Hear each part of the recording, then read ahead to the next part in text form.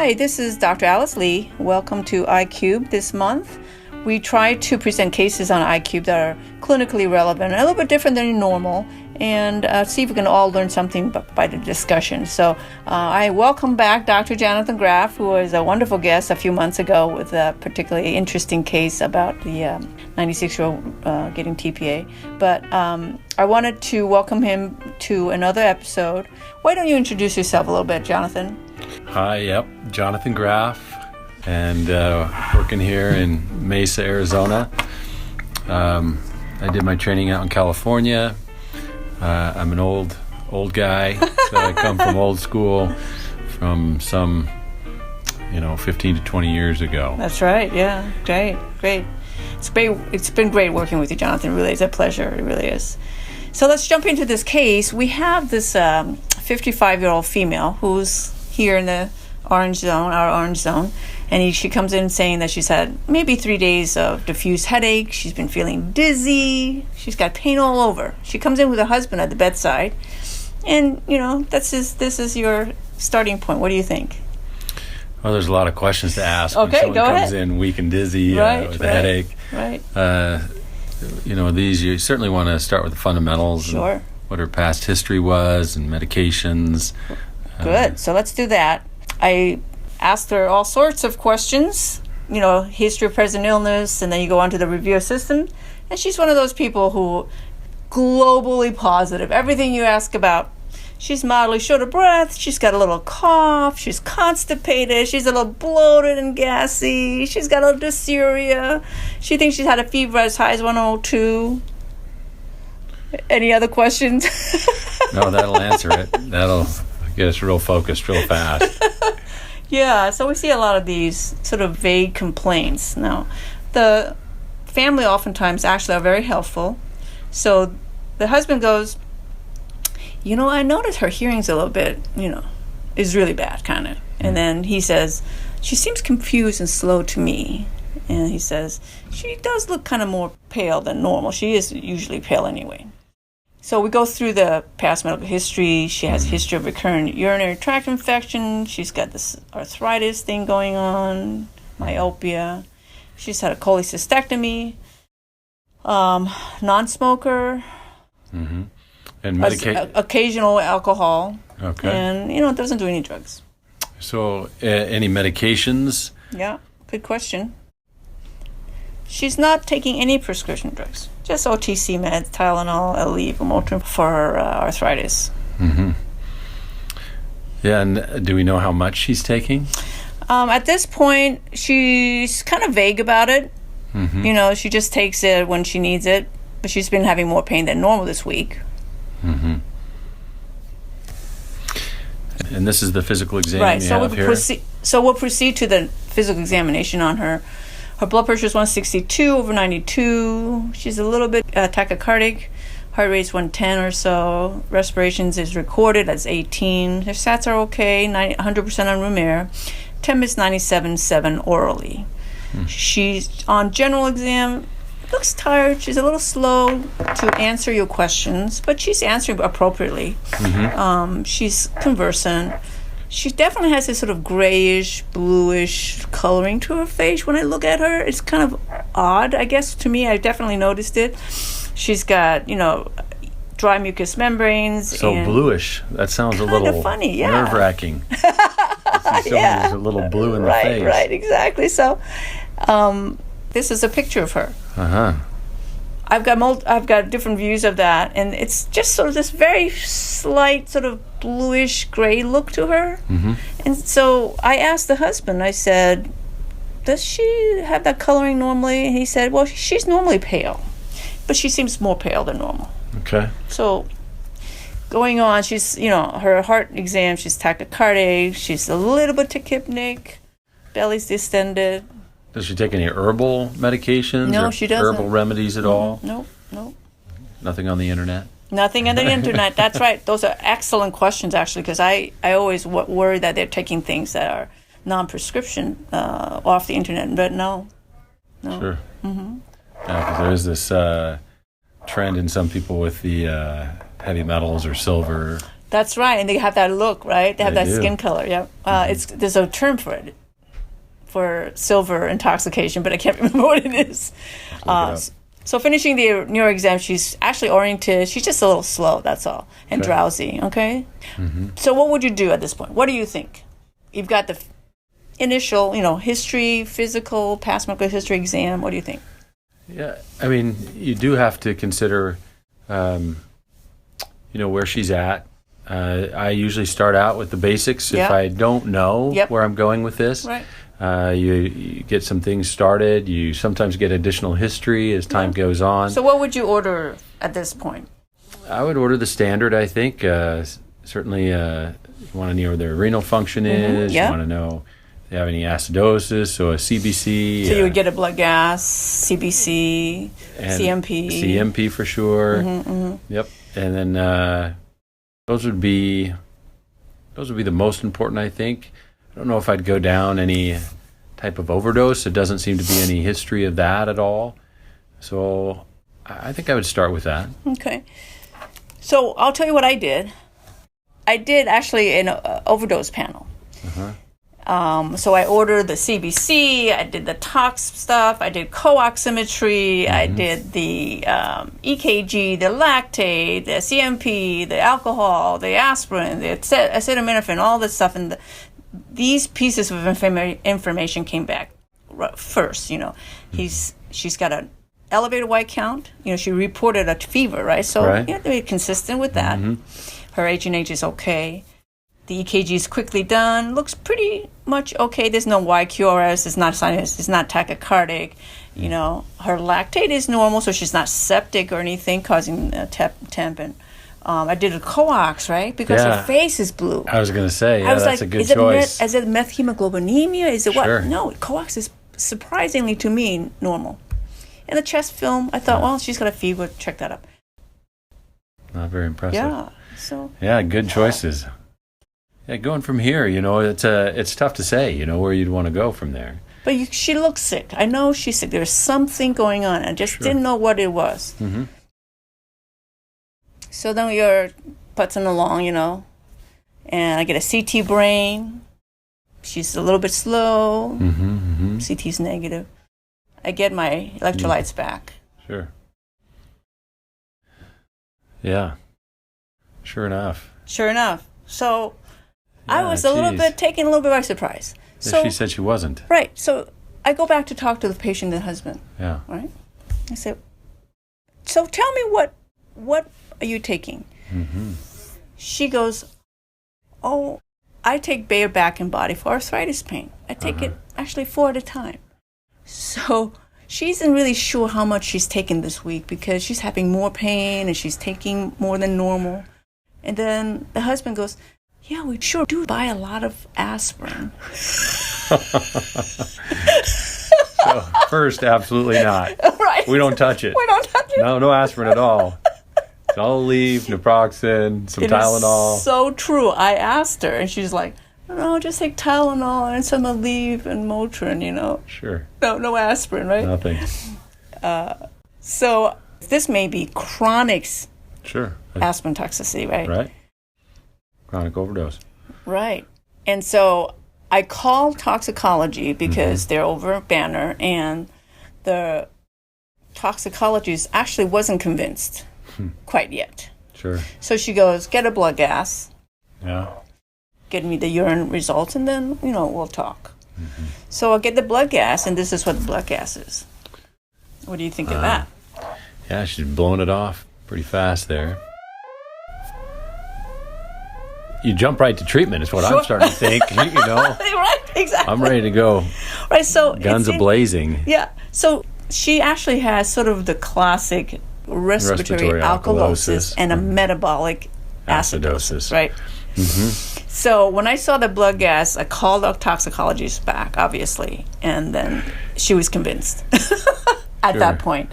Finally. I get a call back from transfer center who said the hospitalist said repeat the aspirin, and if it's less than 10, we're not going to take the patient because she won't need tox. Well, I did repeat the aspirin about 4 hours after the initial aspirin. It was still 20, which is borderline. Sure. But clinically... But that's never indicative of what the whole body poisoning is. Exactly. And for them to have you repeat, I mean, it gives you some direction, perhaps.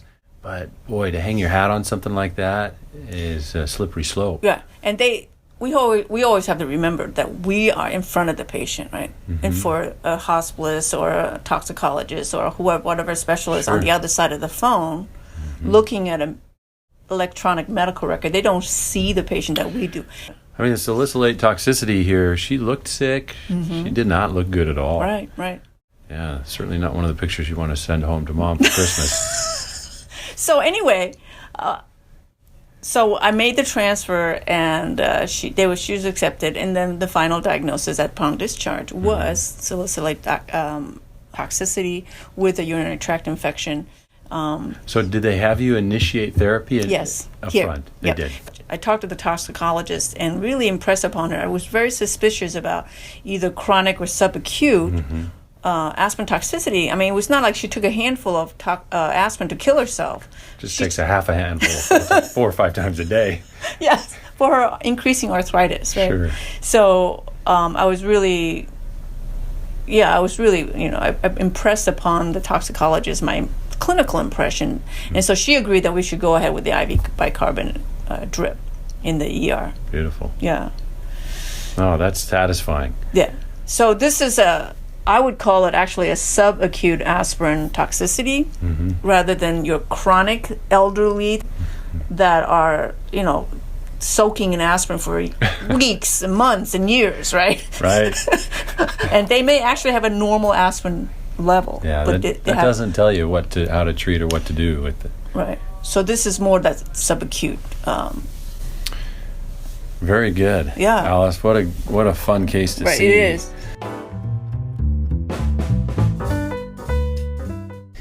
So, Jonathan, I wanted to talk a little bit about salicylate toxicity.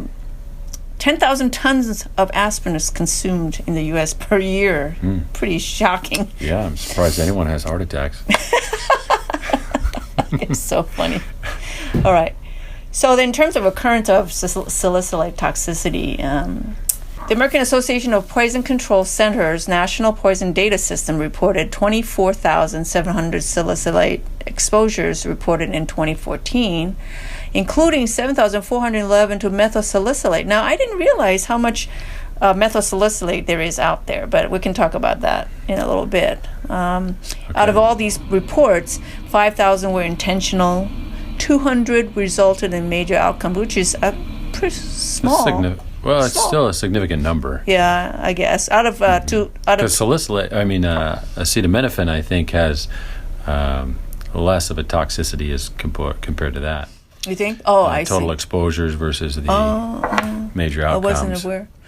So there's 15 fatal cases. Now, that seems not a lot compared to how many exposures there were, I suppose.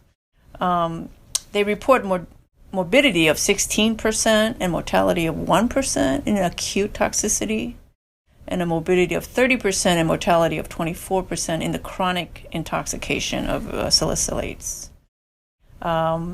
They also said the most common presentation in children is metabolic acidosis, pure metabolic acidosis for some reason. Yeah. Huh. I don't know the physiology of that, but anyway. Without the respiratory alkalosis? Right, yeah, that's what the most common presentation is. So then ingestion of the topical salicylates causes severe toxicity, and I want to mention oil of wintergreen because 1 teaspoon equals 7 grams of salicylate, which is about 90 baby aspirins, which is about 20 adult aspirins in 1 teaspoon. Yeah, very concentrated. I had a case where someone was using this, they were rubbing it on them, they were ingesting it, and they came in with salicylate toxicity. Oh, wow. Ringing in the ears. Right, all the typical symptoms. All the symptoms. And, denied taking any aspirin. There you go. Even on repeat exam. Oh, my gosh. And it came back that, they use this oil of wintergreen. No, I didn't know, but it's in cleaning solutions. Is it? Yeah, I didn't know that until I looked it up. But, speaking of symptoms, we don't have time and we won't go through the details, but the salicylate affects just about every organ in your body. I love this, Alice. You got this all broken down. Yeah. So it affects every system. So we'll talk about the major systems. So in the respiratory system, it directly, as well as indirectly, causes the respiratory alkalosis. Okay, and then in the cardiac system, it causes non-cardiogenic pulmonary edema with hypoxia. So people get dyspneic, and that results in tachypnea, which then results in respiratory alkalosis. Aspirin affects the CNS quite a lot. And one thing I never knew, but there is a Cns hypoglycemia, despite euglycemia in the systemic system. Yep. So it's actually recommended that a patient who is salicylate toxic and has augmentation to give them glucose. I had never heard of that, so it's interesting. Yeah, it's interesting point. In addition to that, salicylates are neurotoxic, causes that tinnitus, which is a classic symptom. And then they can actually lose their hearing if there's high toxicity.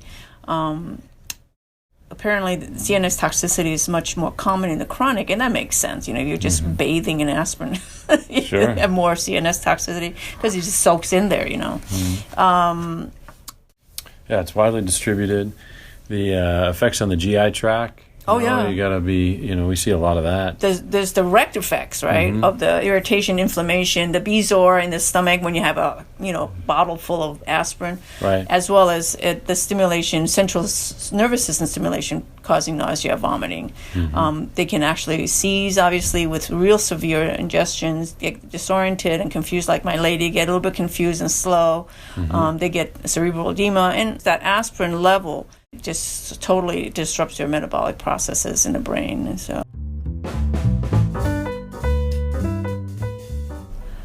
we all know that you start the IV bicarb drip and alkalinization of the urine. Those are two key hallmarks of treatment.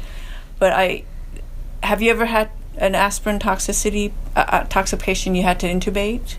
I haven't. Yeah. So this is kind of key. Really, really key, actually. I think as ER doctors, we're very quick to put a patient on a tube because that's, this pressure from staff, maybe, and this pressure from ourselves to say, this guy is dying in front of me, I better intubate him.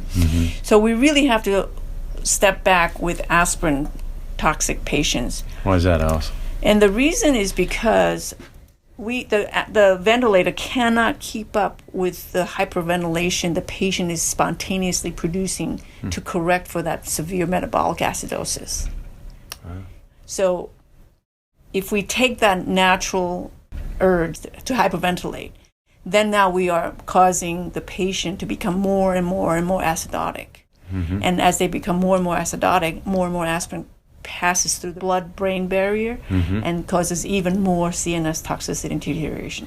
So we do have to try, if possible, to really hold off on the intubation. But if they're crumping and they're dying, obviously you got to intubate them. But at the same time, it's recommended you call nephrology for dialysis, and obviously you start them on that IV bicarb because you're trying. The goal is to keep them at a pH of 7.5. And if you take away their ability to produce the alkalosis themselves, then you really have to be on top of it. Yeah, I've never had to send them to dialysis either. I've not had any really, really sick aspirin toxic patients. And this patient of mine is sick, but it wasn't to that point where I have to intubate her at all. She was more, like I said, like a subacute toxicity that came in that was affected clinically and needed to be kept off the aspirin, obviously, and then just make sure her kidneys were improving, giving her bicarb and fluids and all that. So it's a great case, Alice. It's fun to go over these things.